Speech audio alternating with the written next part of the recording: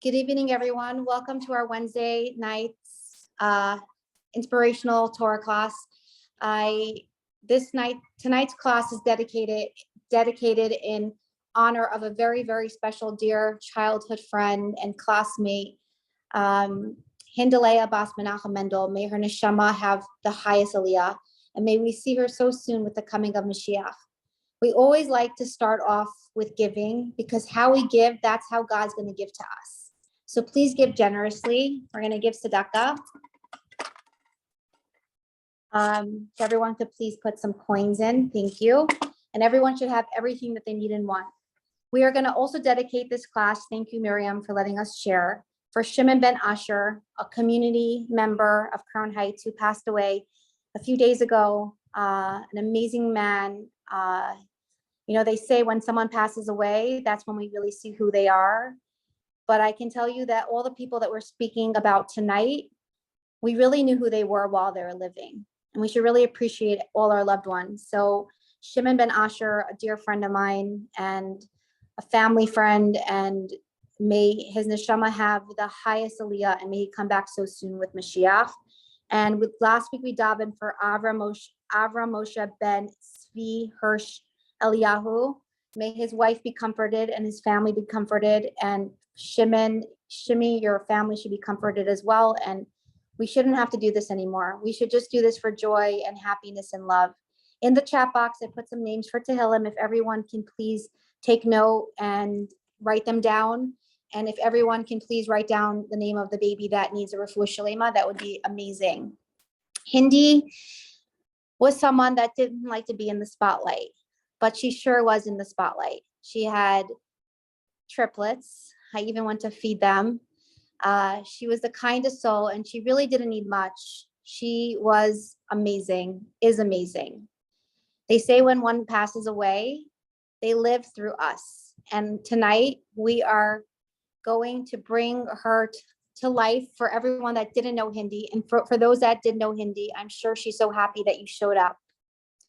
And life is just really important to show up. And Hindy was someone that showed up in her quiet way, but loud way.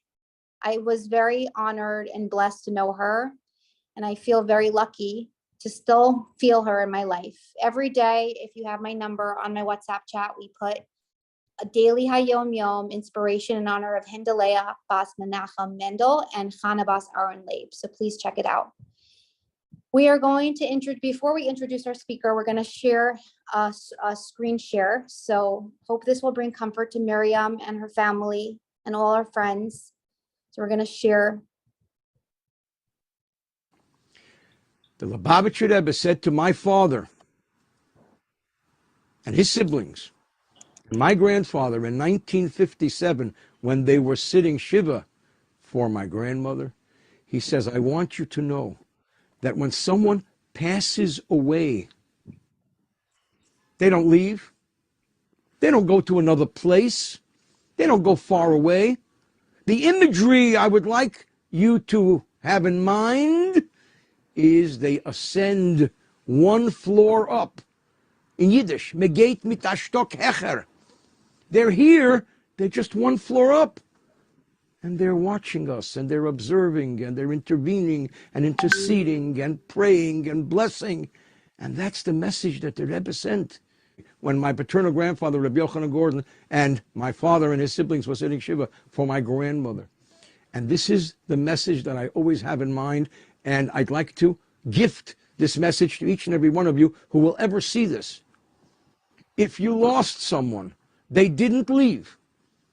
They're here. They're watching, they're guiding, they're inspiring, they're intervening, they're praying. They're on the second floor, looking down and watching over you. Don't ever think they're not here. They are here. Thank you for sharing. We are going to introduce to you our first speaker, who is a dear friend of Hindy's, who's going to share. Thank you, Miriam, for giving us the opportunity to do this tonight for Hindalea Bas Menachem Mendel. May she be smiling down with us, and may we see her so soon with the coming of Mashiach. We're going to have two speakers, and then we're going to conclude with a video. I want to introduce to you a very special shlucha, Malki Herson, from Baskin Ridge, New Jersey. If you could tell us some insights and words and inspiration and comfort tonight to honor Hindy's holy neshama. Hi, everybody. Thank you. Thank you, Chaya, for giving me this opportunity, and Miriam for sharing your daughter with me for the years that I had, that we had the relationship. It's interesting, Chaya, you said that Hindy was in her quiet way and in her loud way, and that was something very interesting about Hindy. She was one of those unique people who was just a dichotomy. She had two worlds coexisting at the same time in a very creative and interesting way. Hindy was probably one of the more interesting people I have ever met in my life. How life is interesting because we meet people just in the oddest ways and for the oddest reasons. Of course, it's all divine providence. It's all, dictated by God, but it's just interesting who walks into our lives, when, why, and how. So Hindy walked into my life. I was 34 years old. I had 5 children. I was running a Chabad house, a Chabad center in Basking Ridge, New Jersey. Life was very hectic. And Hindy was 18 years old, a senior in high school. And an 18-year-old single in high school is quite different than the 34-year-old mother of 5 children. But in Hindy's school, her high school, Beis Rivka, had required community service. And they offered to the students just some options to choose from.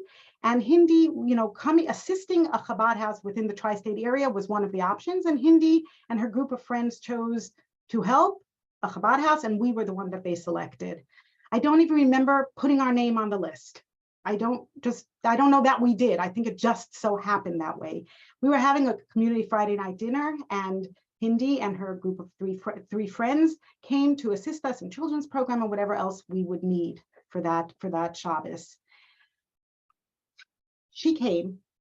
She and her friends were obviously, from the get-go, it was obvious that they were just a really special group of girls and just different. It was immediately obvious that these were just a different kind of girls.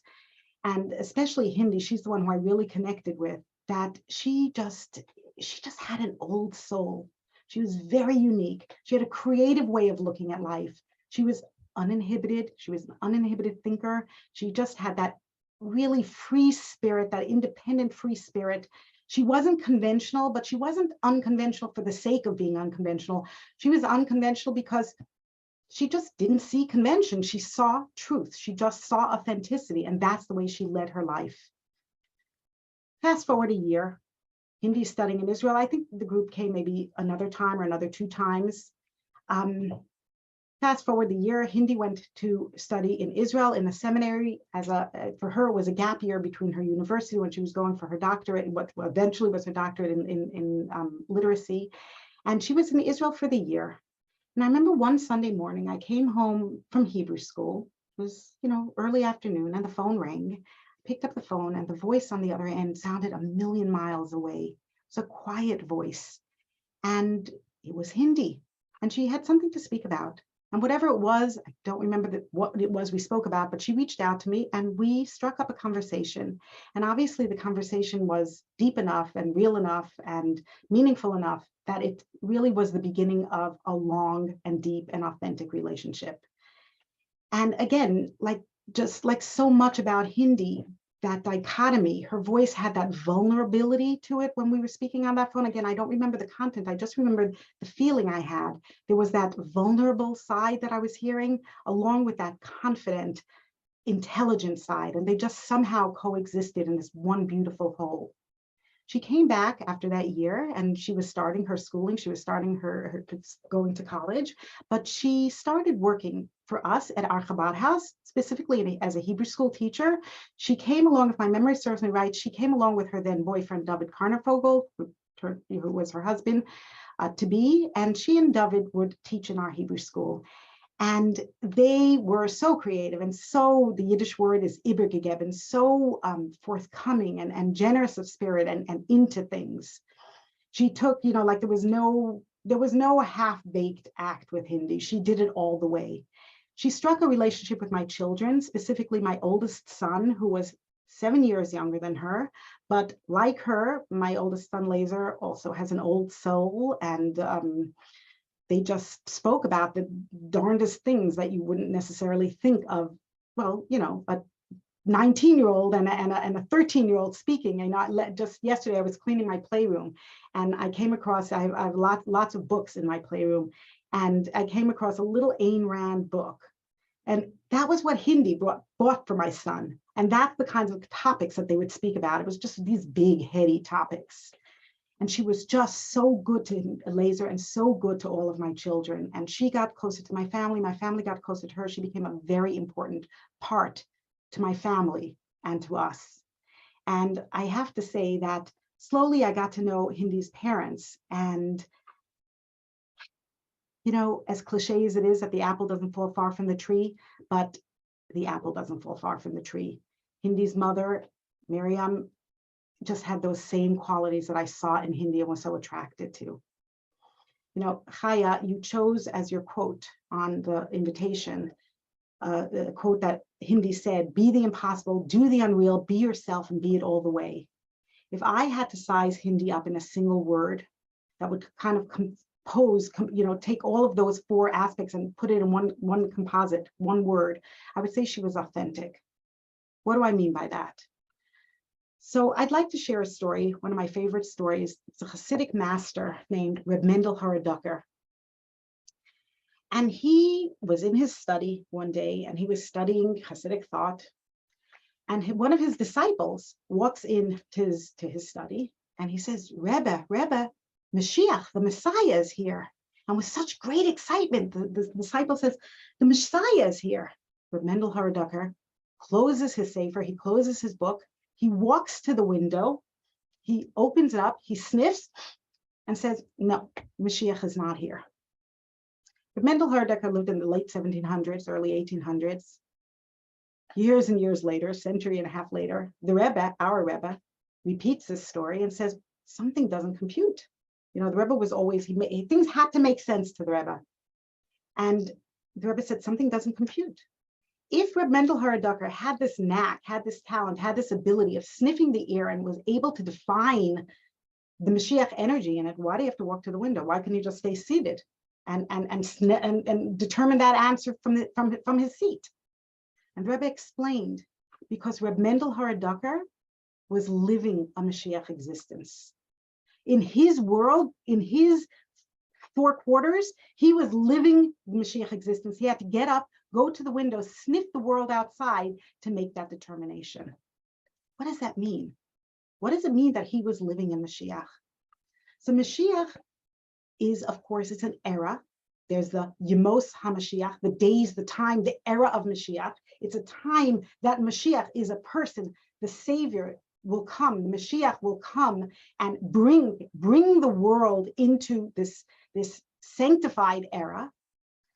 That's in the macro. That's the world impacted by a person bringing us into an era.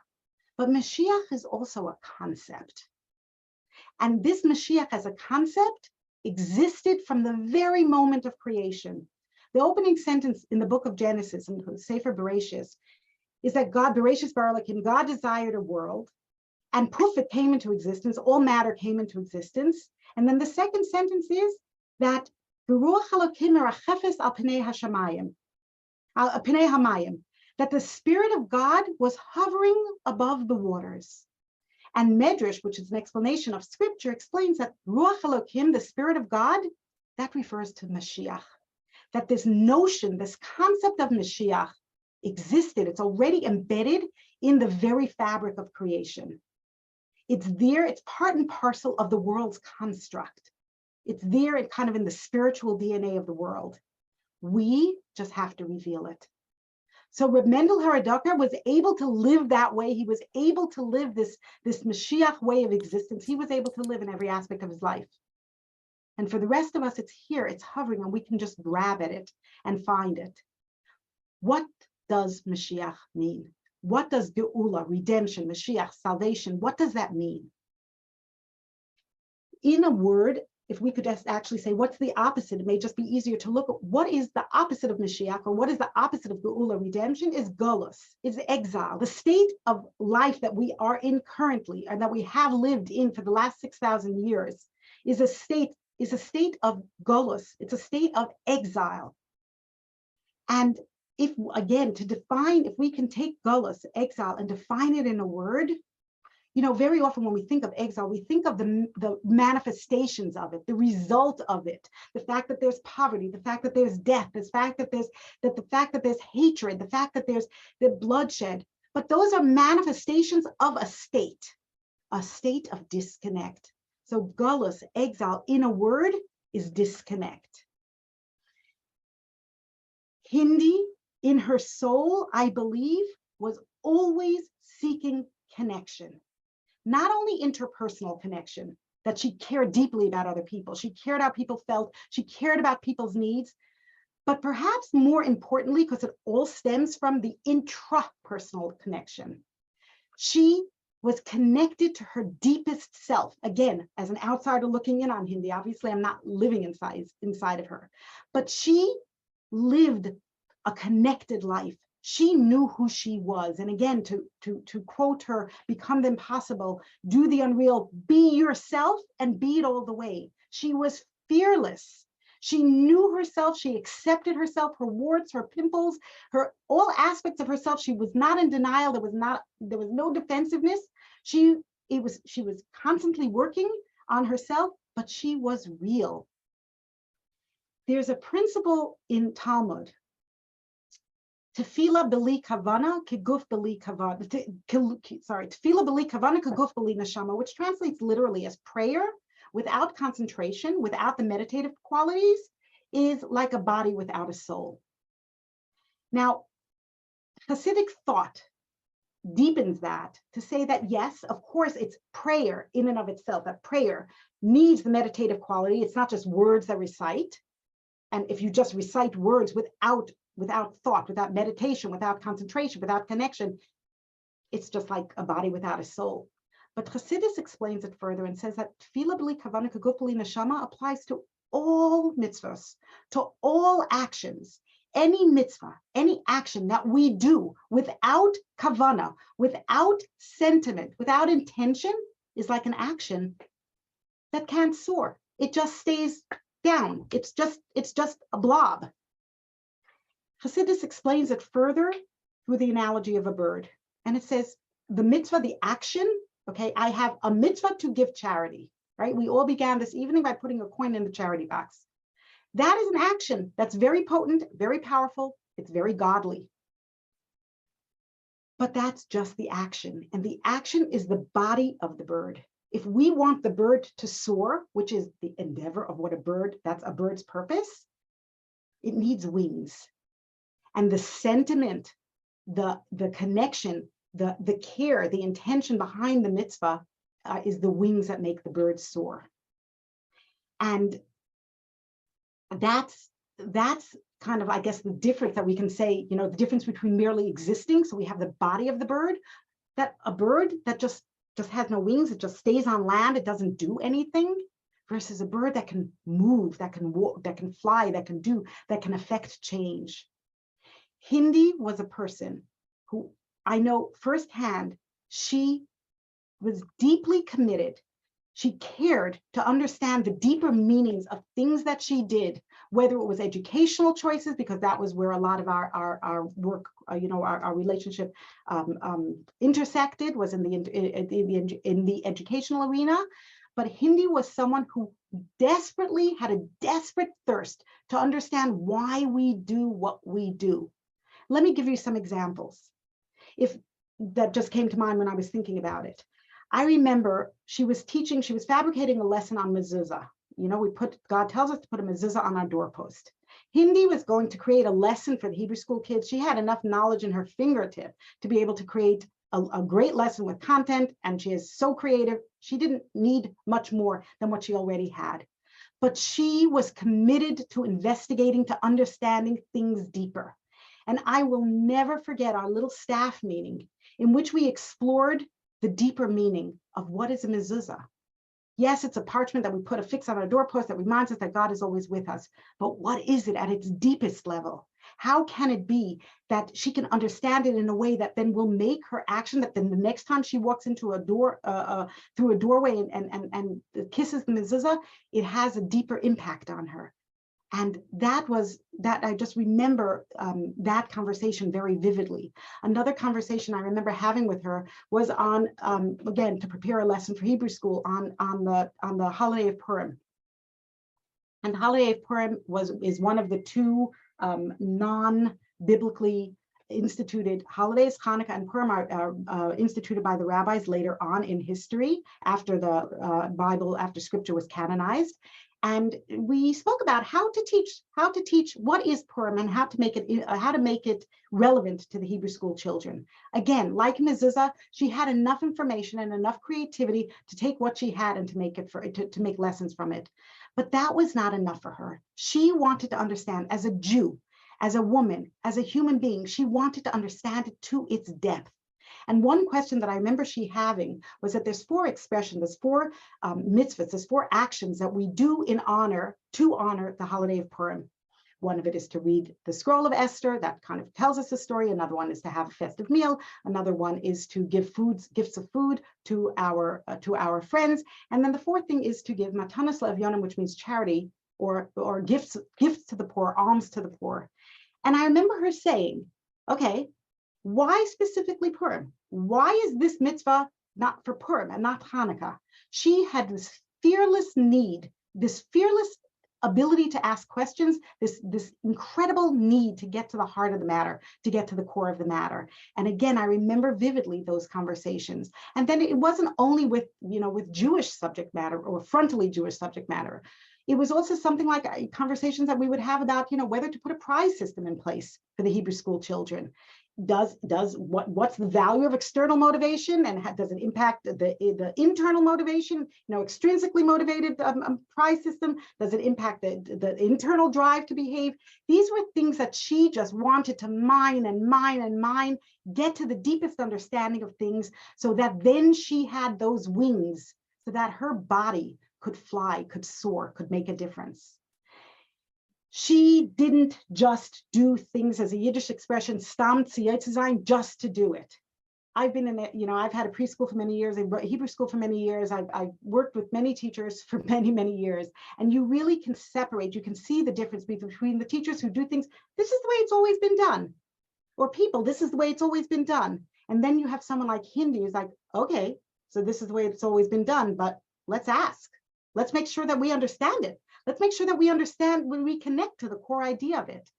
She didn't just do things to say it was done, to check it off the list. She didn't just have ideas. She didn't just have wings. She didn't just have concepts and not take it to fruition, keep it in the theoretical. She had this unbelievable blend of body and wings, of kavana and mitzvah, of sentiment and action and sentiment, because it's not that one comes first and the other comes second. It's just, it works together. She was just very, in my experience, very, very unusual in that component.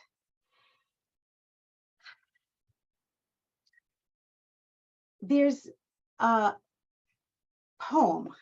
There's, she's obviously, she had her doctorate in literacy and in how to teach literacy, and that's completely not my field. And but she had, although she had her doctorate in literacy, she and I still very much connected on how the brain of the child works and how we can optimize the learning experience. And our preschool is inspired by or runs with an attitude, an Italian philosophy called Reggio Emilia. And I have found that it's unbelievably Hasidic in the way in its philosophy. And she and I would speak about that very often. And there's a classic poem written by the developer, the father of Reggio Emilia, Lori Malagucci. Again, this is in the 1950s, but it's called The 100 Languages of Children. And it's a very, very poignant poem. And I just did a little rewrite of it for,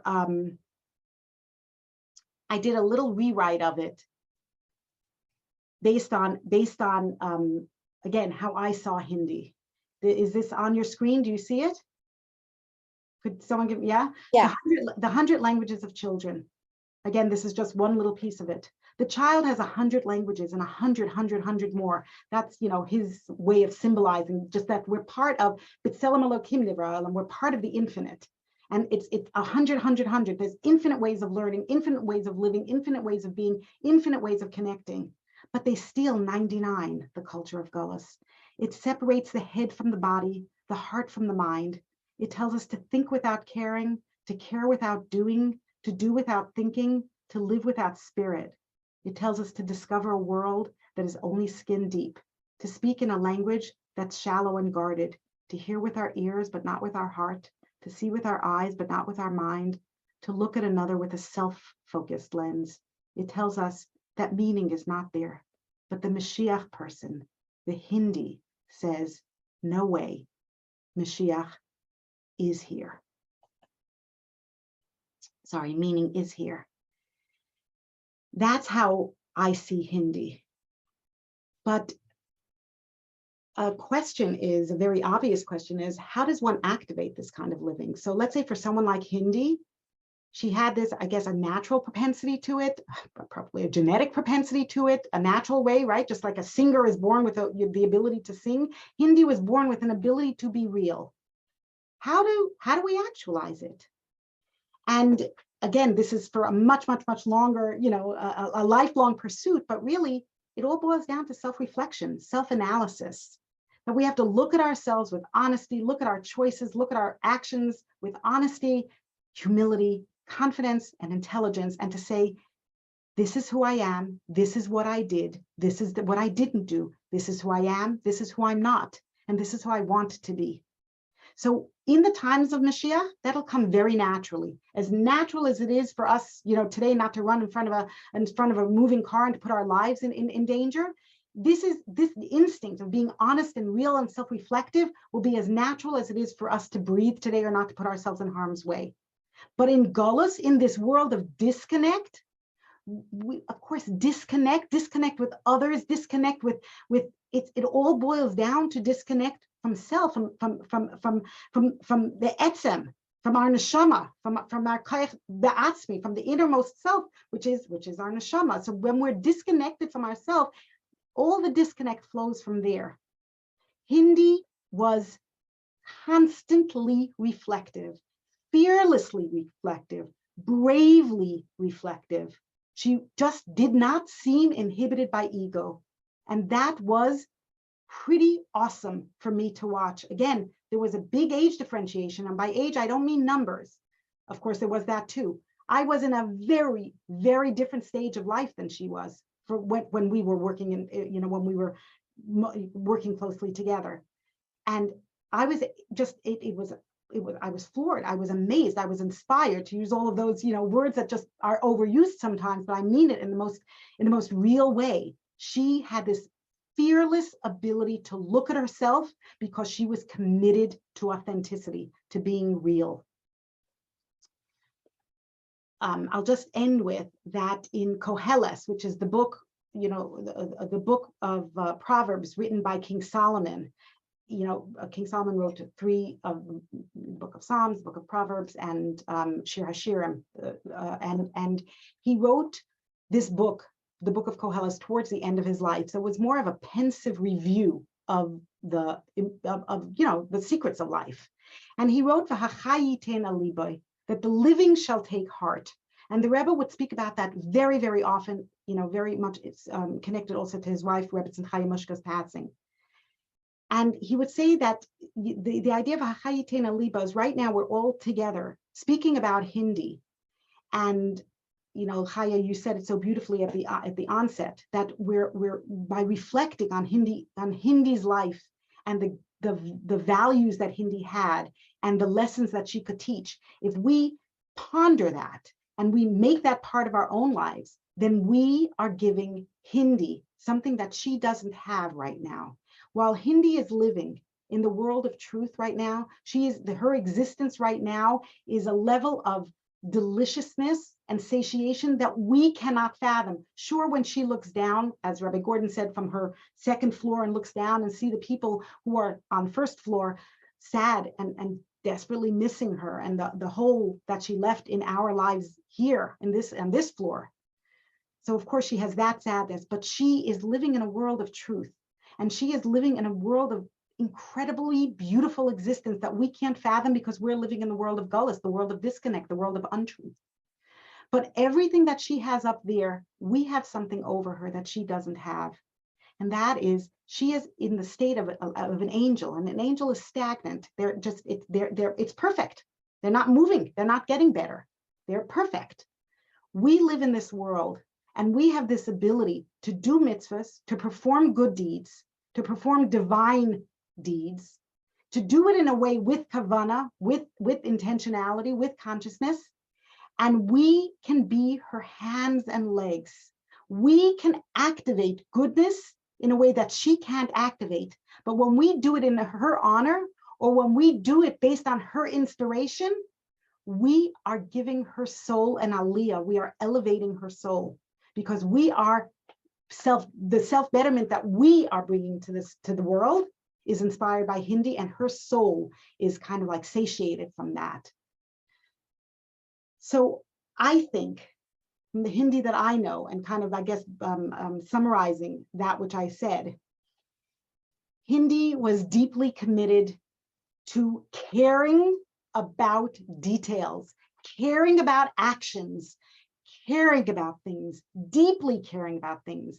And if she didn't understand something, she would make sure she understood something. And if she didn't care about something that she should care about, she then did, her mental hard work to get to the place to activate her emotions. She did not take shortcuts. She did not take paths of least resistance. She did the due diligence. She did the investigation until she had the emotional or intellectual connection to her actions. That's something that I think, if any of us aces that, there's always to do that better. And that's something that I think really sizes Hindy up. Another thing that sizes Hindy up is, like I said, the analogy of the bird. You have the body of the bird. So very often in this world of Golas, we leave things in the actions. Okay, we do. This is the way it's always been done. I just spent this week, as we're opening preschool next week. So this week is staff orientation and classroom setup. And you can see those teachers who really, really care. They want to understand. They want to understand the backstory behind every aspect in the classroom. They want to understand backstory behind every student that they'll be teaching. So those are the wings that make it soar.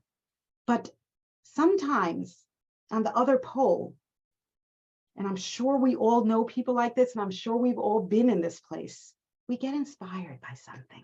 We get moved by something, whether it's a story we heard, or a lecture we listened to, or a musical a song or an art we saw, or an idea we heard, or something we read. We get really inspired, and we tell ourselves, this is going to impact us.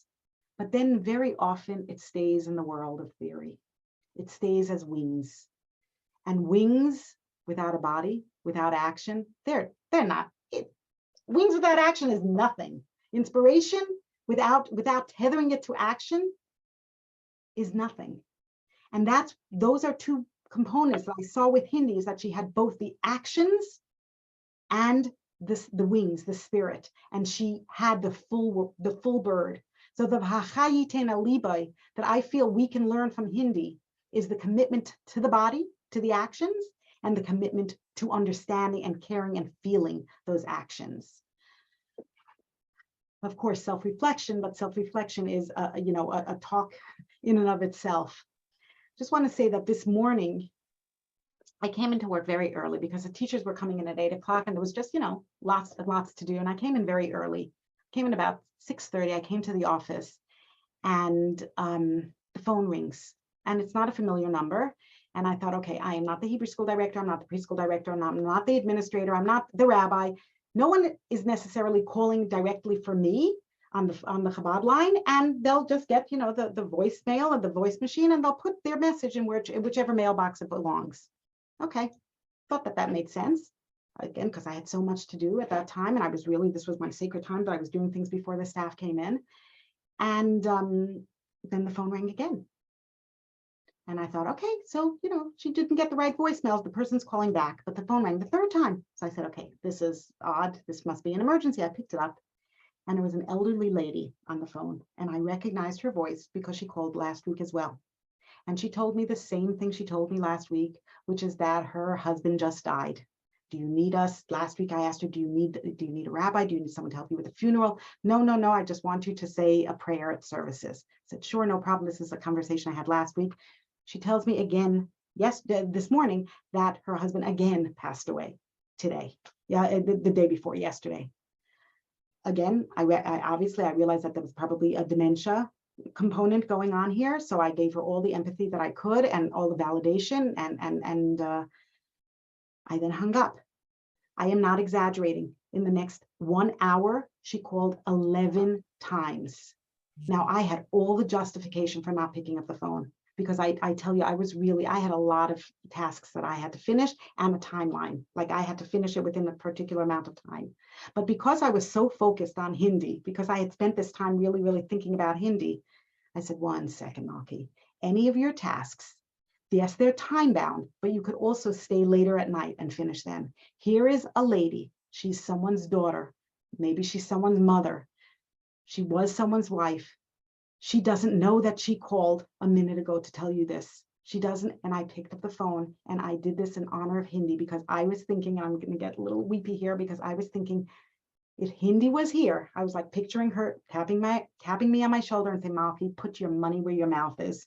Don't just talk theory. Put your money where your mouth is. Yes, is it inconvenient? Yes, is the timing not right? Maybe, but put your money where your mouth is. And I picked up the phone every one of those 11 times. And that's because that's who Hindi was. I just want to end with one thing that's not quite so related, but and Miriam, Hindy's mother, knows this, that in our Chabad house, we're building a sanctuary social hall right now. We're completing our building that we began 20 years ago. And it's a beautiful, big, beautiful space. And a dream that I had, that Hindy knew, that I had this dream from like 30 years ago when we first moved out here, was that I wanted to have the Jewish history timeline pictorially represented. I wanted to have a piece of art that would just be able to show the story of history from creation, or even before creation, until today, or until Mashiach. And it was a pipe dream of mine for decades. And now that we were building the building, the joke is that we built the building just to house this timeline. But a few months ago, I was working on it with my husband, because it's like, we just do it in dribs, and we write the text just whenever we have the time. It's kind of like the water that fills the rocks of our lives. And I said, I was writing it with him, and I said, Mendy, and this was like 4 months ago, so this wasn't in relation to this talk at all, when we were very much focused on Hindi. I said, Mendy, you know what? Hindi would love this project. She would be late to it. She would be rooting for us. She would want to be part of it. I said, Mendy, what do you think of us doing this in her, like dedicating it in her memory? I want Hindi represented in our building, and the timeline, it's a big thing. It's 180 linear feet. This isn't a small piece of art. It's spanning the perimeter of the room. I said, what do you think of us doing it in Hindy's memory? And Mendy was, my husband Mendy was completely said, oh, that makes so much sense. That makes so much sense. Hindi was so much about context. Hindi was so much about making things make sense. And I called Miriam, I called Hindy's mother, and to ask if that would be okay, if we would be able to do this in Hindy's memory, if we would be able to put a plaque in Hindy's memory. And Miriam was enthusiastic about it. And we just 2 days ago got the final panel from the artist, and the last panel of the artist, from the last panel of the timeline, is the era of Mashiach. And the way the artist represented it was just so optimistic and colorful and conceptual. It's not like literal, magic things going on. It's a beautiful conceptual piece of art. But again, things just happen for a reason. And as we're talking about Hindi, and as we're talking about Mashiach, and as we're talking about truth, and we're talking about, goals, living with a goal-oriented life and living an authentic life, it just kind of all came together in this week with this last final piece of art.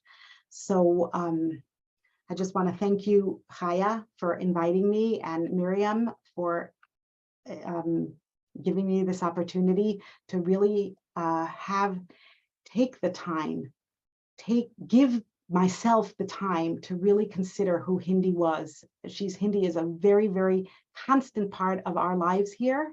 And having the opportunity to really focus and think about her and reflect on who she was, and the importance that she was in our lives. I'm really grateful for this opportunity. And I just hope that her neshama has an aliyah, and that you find comfort, and that we all find comfort, and the Mashiach comes quickly and immediately, and that we all find connection in all aspects of our lives. Amen. That was so beautiful. I'm sure Hindy is so honored that you made not a small picture, but a really big piece of art, because she was huge in so many ways.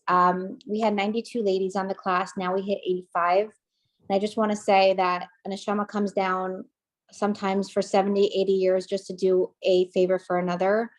And Hindy's life was cut short because she finished her mission in life, and we'll hear more about her shortly, but she did so much that most of you guys won't even accomplish at 70 or 80.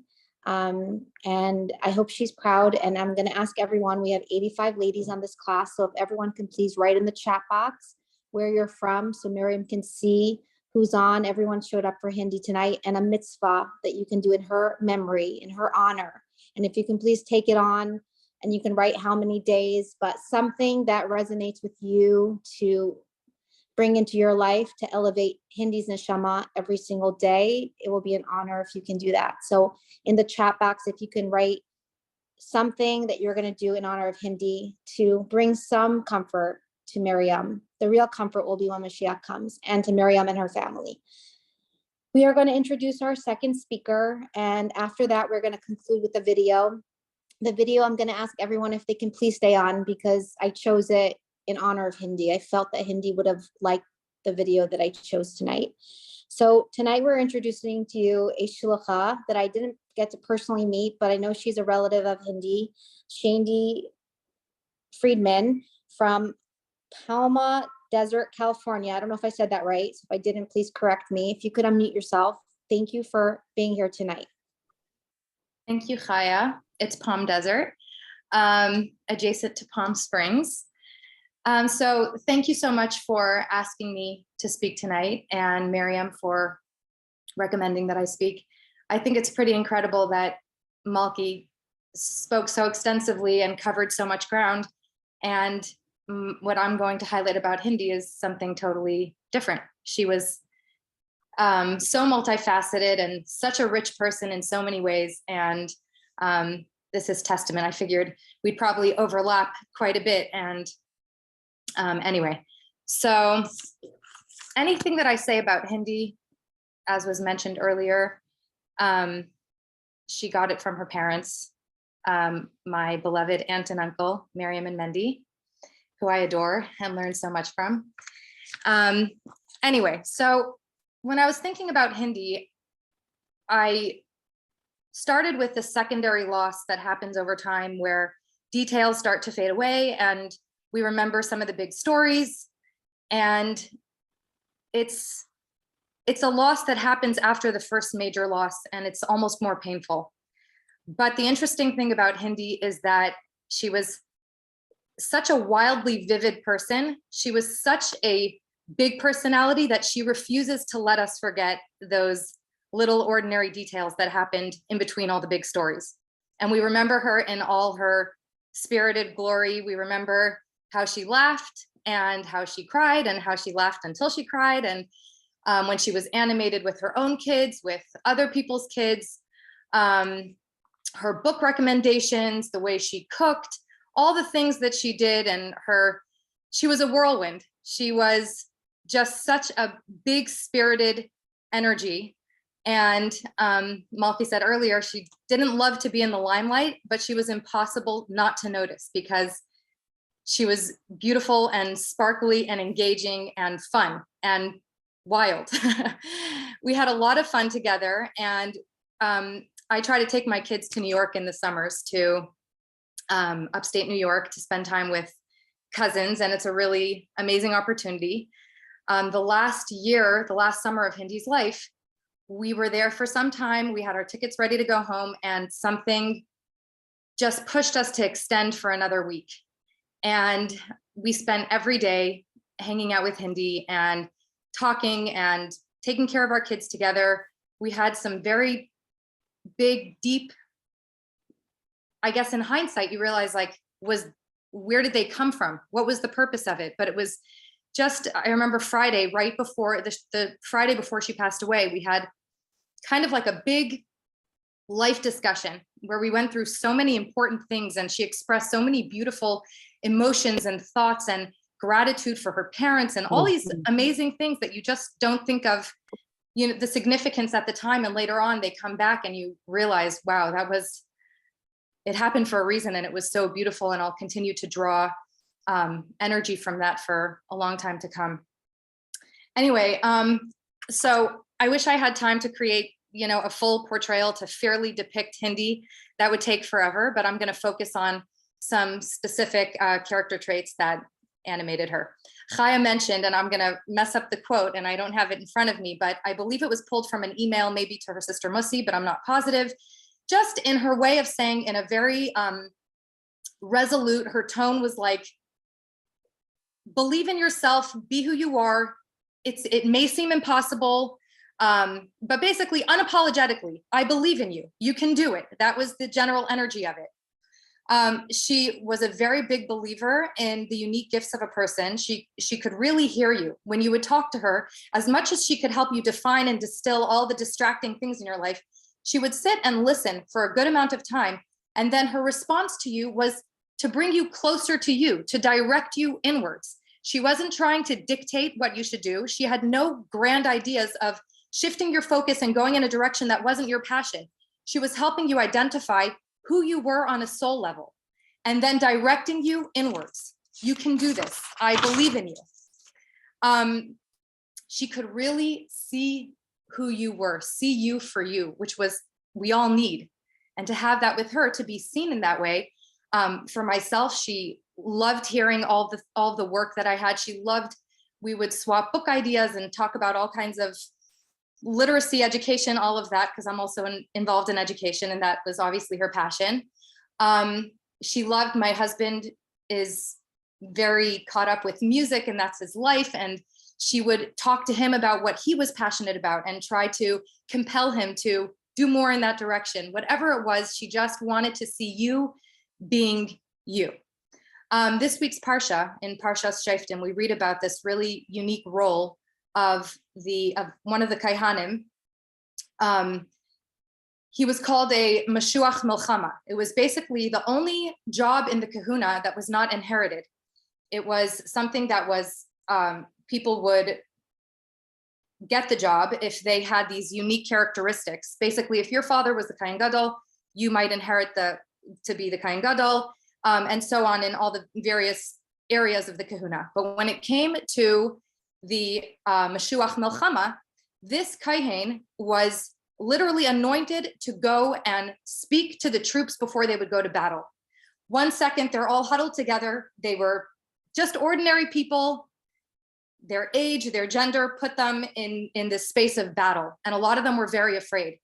And this Kohen was chosen because he had the ability to stand in front of these people and to speak to them in a way that this Kohen could identify the power of this person and dispel their fears and let them know that they would succeed and do it successfully. It has to be someone who is impassioned, who could convince you of those things that maybe they're inside of myself, but I had no idea. And here comes this Mashuach Milchama, who identifies your power and your strength and leads you into battle, helps you dispel those fears, and allows you to go in confident and to leave those fears behind. And Rashi says that that the Kohen would come up and say the first words were Shema Yisrael, and it was in a way of prayer. It was through davening, but he would say Shema Yisrael. If the only thing that you've done in your life, you're afraid that you don't have the merits to be saved in this battle, but if you've only said Shema Yisrael in your life, you've merited to be saved, and that's good enough. That's good enough for Hashem. Go in and be confident. do the impossible, be yourself and be it all the way, and go into war. And not any Kayan could do this. It wasn't like, oh, if my father did this, I could go in. You had to be the kind of person who was convincing, who could prove to you that you have the ability, even if you didn't know it 5 minutes ago. And truthfully, I feel like every educator should be a Meshuach Milchama. It's our job to look at our students and to say, you don't know, you're just an ordinary 9th grader or whatever it is. You have no idea what kind of innate talent and power you have. And Hindy was like the ultimate. I mean, I thought of this word and it's kind of very of the moment and maybe inappropriate, but she was a hype girl. She knew what you were good at and she hyped you up, and it wasn't fake. It was, she could identify that thing that you were good at and she could rally you and she could push you in that direction, but only if it was authentic to you. And that was like, she did it for her students, but she also did it for her relatives, and she did it for her children, and she did it for anybody who wanted to hear it. I thought it was a very, also, by the way, for someone who was as wildly intellectual, as smart, as brilliant as Hindy, very often that comes with some coldness or makes a person aloof or gives them ears. I think the mark of a truly brilliant person is someone who never loses their curiosity for people, for events, for anything. And she really wanted to hear. She would ask you a question and she would listen. And I think that was some of her success as an educator. And Miriam sent me this beautiful link. Hindy had this custom of having her students write these letters to themselves that she planned to send them in 10 years time, and they could see where they were then and where they are now and how life has impacted them. And her husband, David, continues to send these letters, which is so beautiful. And one student reached out and he mentioned that he was probably not, I mean, in other words, he said he wasn't the most stellar student per se, but he was mentored and seen and valued by Hindy in such a way that it forced him to kind of, as he grew older and matured, to see the world in that way. That being seen that way by Hindy allowed him to see the rest of the world in that way and to deal with other people in the way that Hindy dealt with him. Like, why should she have mentored him with such care and listened and been so involved? And it kind of pushed him to do that for others. And I thought that was incredibly beautiful. We're told there are all these amazing letters that the Frierdiker Rebbe, the previous Lubavitcher Rebbe, would respond to Hasidim. They would write him a letter and he would respond with like a paragraph of honorifics. All these amazing, I'm gonna blank on them now, but things that are usually reserved for a Rebbe or somebody really esteemed. He would address them in this really, with a lot of, with just a lot of honor. And I think somebody, I'm going to be paraphrasing here, somebody asked the Rebbe about it years later. I mean, the people who wrote the letters would receive them and know I'm just a regular person. And the Frierdiker Rebbe is addressing me like I'm this really important person. And the Rebbe said, the Frierdiker Rebbe addresses the person's neshama. He addresses their potential. He's not talking to the ordinary and the person that you perceive yourself to be right now. He's talking to your potential. And that was really something that Hindy excelled at. It's also incredible that this week's Parsha has a line that I think very much encapsulates who Hindy was as a person, and that's Tzedek Tzedek Tirdaif.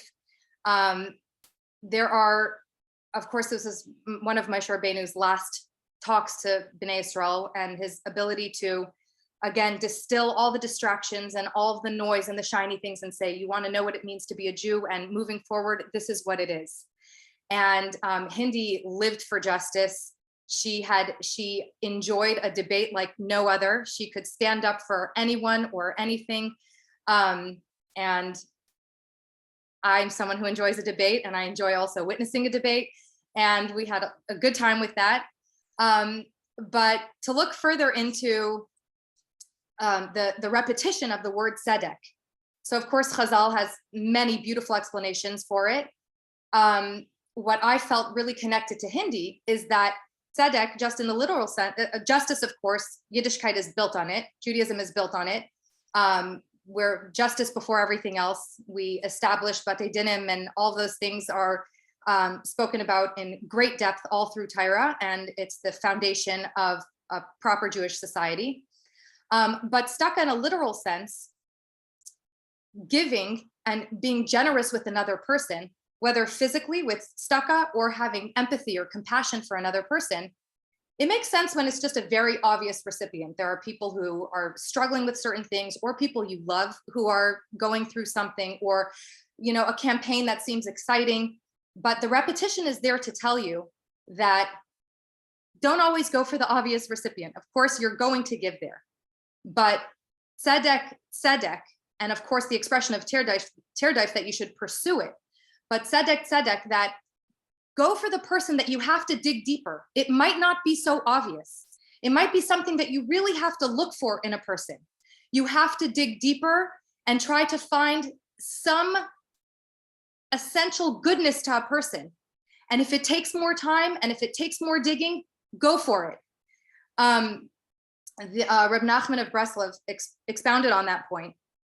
And he said that if you see a person in that way, even without telling them, even without expressing it, they are, by being seen and their humanity being seen and their potential being seen, it allows them to automatically become a better person, even on a more spiritual plane.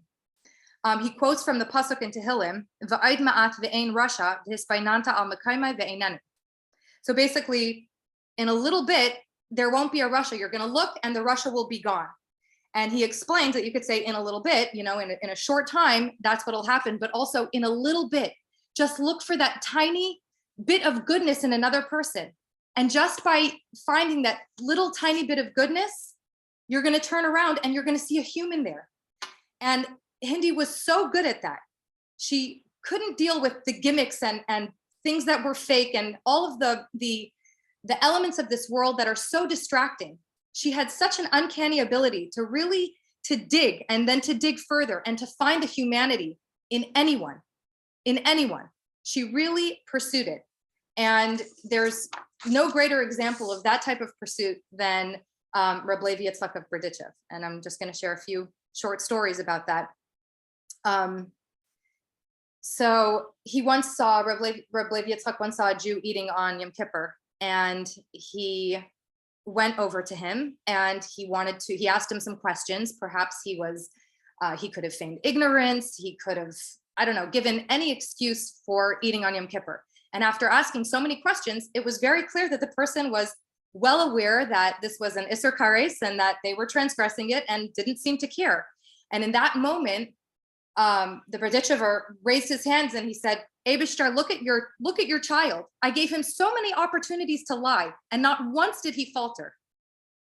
And another one, I think a bunch of community members came to the Berdichever and said, there's a man, he's probably 80 years old, and he decided today to become an apikaris. He was a chassid all these years, and he cut off his beard, and he's done with Yiddishkeit, and it's terrible, and we want him out of our community. And Reb Levi Yitzchak said, you have no idea that he has probably battled this Yetzer Hara his entire life. And he won it every single time. For 70 or 80 years, he has won this Yetzer Hara, and he deserves respect and admiration and love and his humanity from us. We're not focusing on the fact that he lost this one battle. Look at the power of the fact that he won so many battles. And finally, the famous story, very quickly, of a chassid or a Jew who's wearing talis and tefillin and fixing his wagon wheel, and people are disgusted, and it's so horrible. And don't you know, you don't get involved. You're not in the mud with your talis and your tefillin. It's horrible. And again, the Berdichever looks at him and says to Hashem, look at your child. Even when they're fixing their wagon wheel, they're davening to Hashem, which to me really embodies what Hindy stood for and how she was to her students and to everyone. I guess in some way, all of us either were her students, knowing her, or could become her students now. How she was able to really love people and find the good in people. And I saw this in this beautiful article in a recent Der Herr magazine, actually, about Hindy's great uncle, Rabbi Hecht in New Haven. He wrote to the Rebbe. He was a shliach there, and he had crazy amounts of responsibility, and he was overwhelmed. And he reached out to the Rebbe and he said, I need to hire someone who could fundraise and teach this class. And I'm paraphrasing because I don't have it in front of me, but someone who could help me with a million different things that I'm doing, who's good, who's talented, who's smart, you know, all those different things. And the Rebbe wrote back to him, I have someone for you. In fact, I already sent him. His name is Moshe Hecht. You should meet him and get to know him a little bit. This was to the person who wrote the letter. All of these different things, really, the fact that it's in this week's Parsha, and there are these big ideas, and I can think of no one better fitting than Hindy. So in each of these instances, you see that beautiful piece that sometimes you have to really dig for, but if you work hard enough, you'll find it. And Hindy afforded that empathy to everyone. And it's no wonder that her students, after being seen and heard by her, really could believe in themselves and believe in other people. And I wanted to share that for years, I worked with Holocaust survivors, and Hindy loved to hear about it. And this little thing happened to me that in hindsight is very profound. When I went on March of the Living, and I was in Poland, and I was in this tiny hotel. I had left 2 children with my husband, and the communication was spotty, and I hadn't spoken to him in a couple days. And I'm in this, in Bialystok. There's tons of snow outside, and we feel very holed in, and I have no way to contact my husband. And you're experiencing a lot on this trip, and going from, you know, one death camp to another, and mass grave and all that kind of stuff. And you want to debrief and you want to discuss it. And my husband somehow figured out on the itinerary this tiny little motel in Bialystok, and he managed to get through. And I got a phone call to my room, and I picked up the phone, and immediately, and I was told that it was my husband. I don't remember if I heard his voice for a second or not, but the phone line went dead, but there was no dial tone. And I figured, you know what, there's a chance he's on the other line. I'm just gonna go for it. And I basically had a one-sided conversation with him. If you know me, that's not totally hard to believe, but I basically carried on hoping that he heard me for about 20 minutes, just expressing everything I was feeling, everything I had seen, how I was impacted by this trip. And it was strange to talk into nothingness with the hope that I was being heard. And after that, I felt heard, and I hung up the phone, and it's likely no one was there. I found out later that he was there. He heard me the entire time. He understood right away that I couldn't hear him, but he sat and listened. And when I see it now, especially, like, I always think of it in terms of tefillah and Chodesh Elul and connecting to Hashem and having the faith that we're being heard. And I think about it with Hindy, that my hope is that we're talking to her, and that seeing the good in other people is our one-sided conversation. And my hope is that she's on the other side, she's listening, she hears us, and she's so proud of us. And if we could look at another person and see the humanity in them and stand up for them and hope the best for them, steer them towards themselves, but really just afford them the empathy and the compassion that Hindy had for everyone around her, we are doing our part of the conversation. And I have no doubt that her neshama will have an aliyah, and that she will hear us on her end, and we'll be back together with her very soon. That was so beautiful. Thank you, Shandy, for sharing. I feel like I could hear about Hindy all day, every day. After we conclude with a video, we're going to open up the mic for anyone that wants to share about Hindy. I would love to share something that came to mind. And they say that what Malach Michal, the angel of healing, can't do, we can do it with a Farbrengen. And we have right now 85 ladies on the class. So we're going to make a Farbrengen for Hindy after. So if everyone can please go get your choice of drink, no judgment. Hindy will really like if you choose what you like. And we will conclude with a video, and then we will all, whoever would like to open the mic, ask questions, share, we'll do that. So thank you for this beautiful night of. I was in a stage of uncertainty. I was then in my very early 30s, so maybe it was too young for a midlife crisis, or maybe I just got the midlife crisis earlier than some people. And I was probably depressed because of this, or just in general. And I wasn't sure where to go. I called the Rebbe. I got through immediately to the Gabbai. And in the background, he answered the phone. "Oh, hello, who's this?" In English, if I'm not mistaken. And the Rebbe said from the distance, I know it was the Rebbe's voice because I knew the Rebbe's voice, "Wer ruft, wer redt?" So he asked me, "Wer ruft?" So I said, "Ich bin Ayid from Maryland, from Silver Spring, Maryland." "Why are you calling?" I didn't say my name. He says, "Why are you calling?" So I told him, I have questions about my decisions I have to make, about my career. I spoke to him in English. About my career. I have questions in Emunah. I'm a person with many, many questions. I'm a very, very uncertain stage of my life. And I would like to ask the Rebbe certain questions about decisions I have to make. I use the word uncertainty and decisions. So as I was talking, the Gabbai was like paraphrasing what I was saying on the phone. I imagine so that the Rebbe should hear. He was saying, oh, decisions, Namuna, and professional choices, things like that. And I could hear the Rebbe say in the background, Zogim as es is do Ayid in Maryland, zu wem soll reden. And der Yid heißt Weinreb.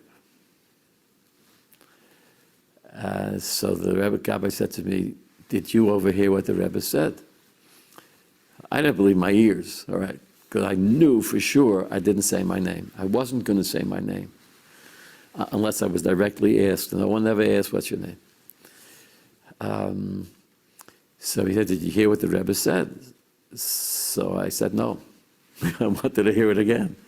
He said, "The Rebbe said that there's he said, he quoted the Rebbe verbatim in Yiddish, "As ist du a Yid in Maryland, zu wem sollt reden, sein Nomen is Weinreb." So I told the Gabbai, "My Nomen is Weinreb." So I heard the Rebbe say, "Oi bazoi, soll wissen sein, as amol darf man reden zu sich." And the Gabbai then was like stunned. I mean, you can hear, he just stopped, he short of breath. He said, "The Rebbe said that sometimes it's best to talk to yourself. Is your name Weinreb?" So I said, "Yeah, my name is Weinreb, but maybe the Rebbe means a different Weinreb." So he says, "No, if the Rebbe says talk to Weinreb, you got to talk to Weinreb." So I thanked him very much because I did talk to myself, and I don't know, it helped. Right? It helped. Obviously, since 1971, I've had many, many questions about many, many different things, and unfailingly, whenever I have any kind of question, even if it's a question in halacha, or a question in, should I learn this Masechta this month or that Masechta, whatever, or if it's a deeper question about shidduchim, my family, my own personal decisions, before I speak with anybody else, I put myself aside some time, and I study something to do with the Rebbe, Lakutei Sichos, or something. To kind of connect again, and I think about it myself, and I listen to my, whatever you want to call it, my inner voice. I call it, and it's very, very helpful. And I've encouraged other people, before you go asking this and that other person, whoever it is, a Rebbe, a Rav, first talk to yourself. Listen to what you have to say about it. Sometimes that's the best answer. Wow. So Hindy's quote again, become the impossible, do the unreal, be yourself, and be it all the way. How appropriate this video. Hindy was that person that always had the answers. So I'm going to start off with just sharing something for Miriam and her family. So Hindy was someone that was a childhood friend. We reconnected later on in life, and we always had a love for each other. And anytime I would give Hindy a compliment, she would brush it off. She's like, "You're so silly. I don't look so good." I'm like, "No, you really do." You know, maybe someone can touch on, for those that don't know, but Hindy had triplets plus 2 children. She has 5 beautiful angels in this earth, and may they always be protected, and may Hindy always watch over them, and may they always have everything that they need and want in an open and revealed way. And may they give Hindy so much nachas, which I'm sure they are. But there was a time in my life that I did something that most people were against. And they said, "What are you doing? Why are you mixing your nose into this business? Why are you helping?" And I got a lot of calls of not great calls. And people said, "Stop this." And I have this quote in line, and I think Hindy lives by this, and we discussed it. And I was there for someone that was in need, and I knew that she needed it. And I felt that it was the truth to stick up for this person and this family, and they really needed it. And it was a very tragic story, but I'm really glad till today that I did stick up. But for now on, I'm going to mind my own business. But then I just felt that I should really be there for them, and they were so grateful. But Hindy spoke to me, and I forgot about this, but remembered recently. And she said to me, "Good on you, Chaya." And she was so happy. And there's a line, you know, to do something, like sometimes we have to do things and stand alone. And I felt like I was standing alone, but Hindy was giving me the encouragement that I did the right thing. And until today, I know I did the right thing. But she was just really happy that I did something for someone else that no one had the guts to do, to stand up for what's right, even if you're stand alone. And that was Hindy's motto, to stand up for what's right, even if you stand alone. She was always that girl in school reading, and she could do 3 things at one time, but she loved her books, and she loved her people, and she loved her family. And she's awesome. And I wish very soon we can reconnect with the coming of Mashiach. She did invite me to her house once, and we never ended up making that happen. So I hope, Hindy, very soon we can reconnect and have coffee and talk about everything, because I feel you really saw my potential. So thank you, Hindy, for being you. And I'm going to ask anyone on here that would like to share something about Hindy. I know that I know that you're on the other line listening. I really do. So if someone wants to share something before we conclude tonight, and if everyone can please keep her in your prayers and keep her children in your prayers, and we should just really demand Mashiach, because we deserve it. We're an amazing nation. And like Shady said, that the Rav in town, someone was breaking, not keeping Yom Kippur, and he found the goodness in that man. He said, but he's saying the truth. He's not lying. Like, what a special person to own up to who they are. And I believe that every single one of us is amazing. And we should just be the light in the tunnel, but we should really see the light at the end of the tunnel really, really soon with the coming of Mashiach. So if anybody would like to share on our class, and for those that joined in tonight, we have this weekly, so please tune in the future. I'd love to share. I don't know if you see my screen, but it's Miriam Mutchkin. I met Hindy when she was in high school and I was living in Crown Heights, and she would invite me and my sister over to her house for Shabbos meals. And when Shandy was just speaking, first of all, Shandy spoke beautifully, and I learned so much tonight. And when Shandy was speaking, it just reminded me of so many conversations I've had with Hindy. And I just want to share one special story amongst the many nights that I would sit reading Hindy's writings, that she used to write poetry and all this beautiful writings, but I can go on and on. So it was time for me to date, and the guy that their family, Hindy's family, was a reference for the guy I was going to date. And so I spoke to Hindi and her parents about it. And they said, you know what, let's lend you our car for your first date. The guy I was dating, his family had a minivan and it was with lots of kids in it. And they're like, we're going to lend you a nice car to go on your first date. So we went on our first date, and Hindi calls me that day and she said, I put together an escape package in the glove compartment with a Metro card and all these different little knickknacks just in case I wanted to run from the date. And it was just her thoughtfulness in every detail and her guidance through a lot of different experiences I've had in life. But I'll never forget her involvement. And I'm married to that guy I dated, to Paris. And first of all, like, we look at Hindi's family and her parents as mentors to us. And I'm sorry I'm wearing a tefillin and my kids are eating dinner in the other room, but we're in California time. But I'm just thinking about Hindi and thinking about her family and her beautiful children. And thank you for organizing this tonight. And Shandy, thank you for sharing your wisdom. You got to do this more often. So that's yeah. Does anybody else want to share? I just want to say that I met Hindi for the first time. I remember her from Camp Amuna when I was a little kid, but I didn't know her. But I met her as an adult, I guess you can call it that, at Yummy's apartment in Crown Heights that year.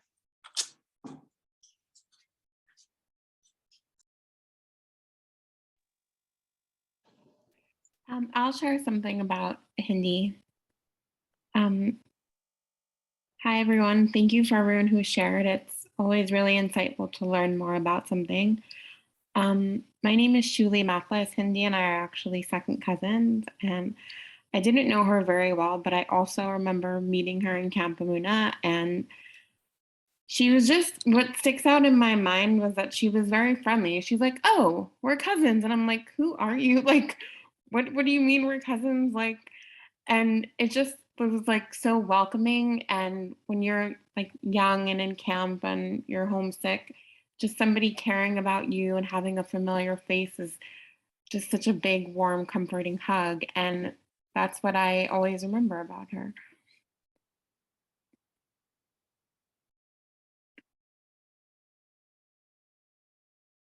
That was so beautiful. That was Hindi for everyone. Somebody asked if there's pictures of Hindi. That's a great question. There are. So I don't know if someone wants to screen share, and if anyone wants to share a little bit more about Hindi. But if not, we'll get you those pictures privately. I wanted to thank everybody tonight. I'm Hindi's mother. I'm Memory Krinsky. Not sure everybody that's here, but thank you, Malki. Thank you, Shandy. Thank you, Yummy. Thank you, all of you, Shuli. I remember you in camp that year. Thank you, everybody, for being here. It's very comforting for our family to be able to have people that know her and continue to cherish her memory and love her and live with her in their lives every day. It means a tremendous amount to us that she's with you all. She's not forgotten, and she lives on in all of us in a certain way. So I don't have any words to express my appreciation for this, Chaya. Thank you so much from the bottom of our hearts for putting this together and making her yard site, which is this Friday on Vav Elul, making her yard site bearable, and knowing that we don't stand alone, that we have a community of people with us. And that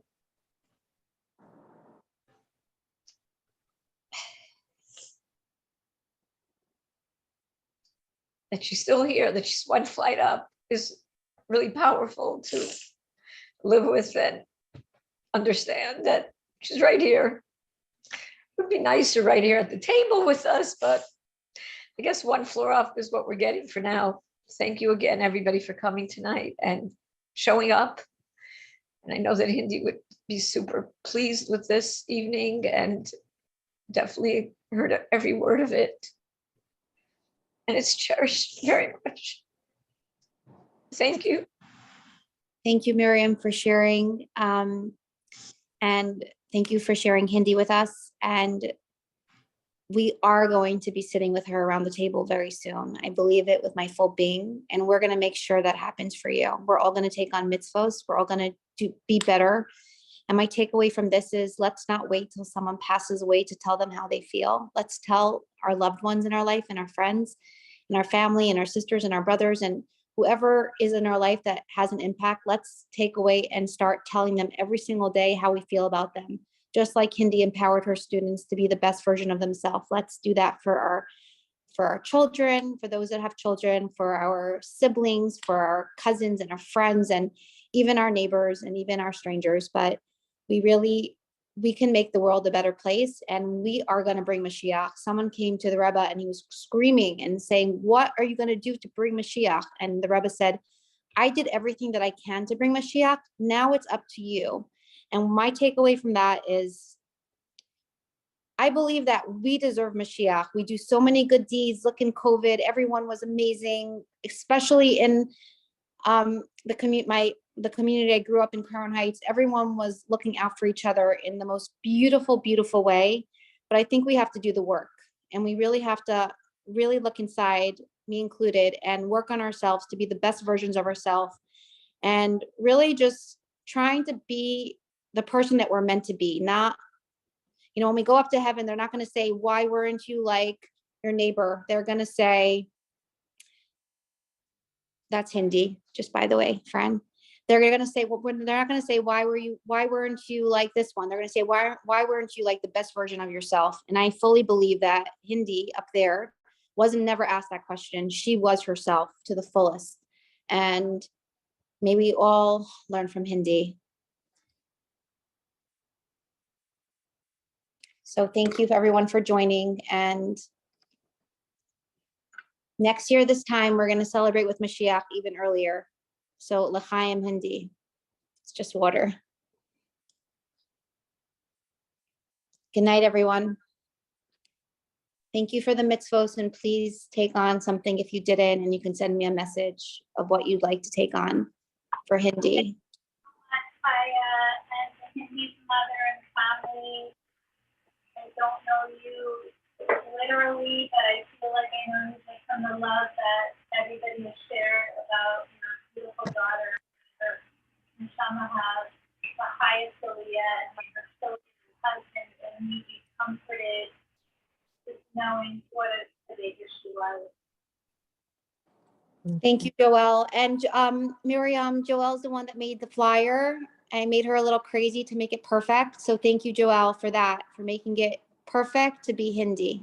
Thank you, Joelle. Nice to meet you. Good night, everybody. See you next week. Please, God.